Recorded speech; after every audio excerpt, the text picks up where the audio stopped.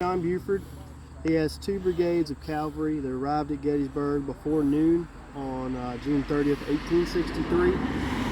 Buford sent his scouts out on the various roads, gathered intelligence concerning the whereabouts of the Southern Army, and relayed that information to the Union High Command.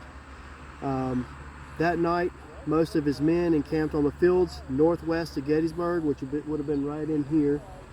On the morning of July 1st, Buford's men encountered a column of Confederates marching along the Chambersburg Pike, which is right here, and they would be marching towards us, our location here. On the morning of July 1st, after the men were encountered up the Chambersburg Pike, they were harassing and advancing as best they could. The cavalry bought time as the Union infantry rushed to the scene. So the Union infantry would have been deployed at that time to meet the force that was coming down in this direction. When General Fulton Reynolds arrived on the field, which is behind you, this monument signifies behind you. When he arrives on the field, he met John Buford, and both the generals rode out to this spot here to assess the situation.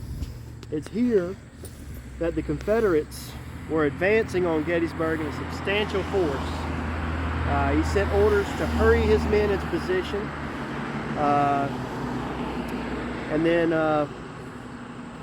you can look at these monuments here. These monuments kind of signify the location of where they met and the scene they would have seen during that time.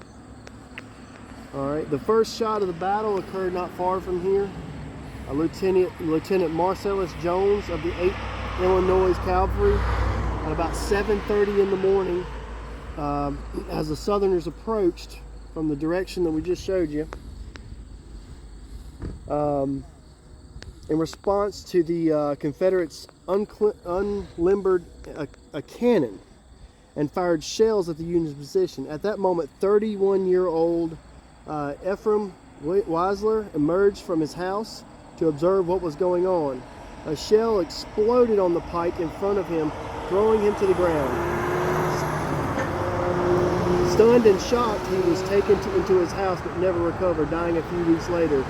Years later, Lieutenant Jones returned and placed a monument in front of the Weisler house to mark the spot where the first shots of the battle were fired. Man, by Marcellus Jones. that's crazy. That's cool right there. Yeah. Got that one?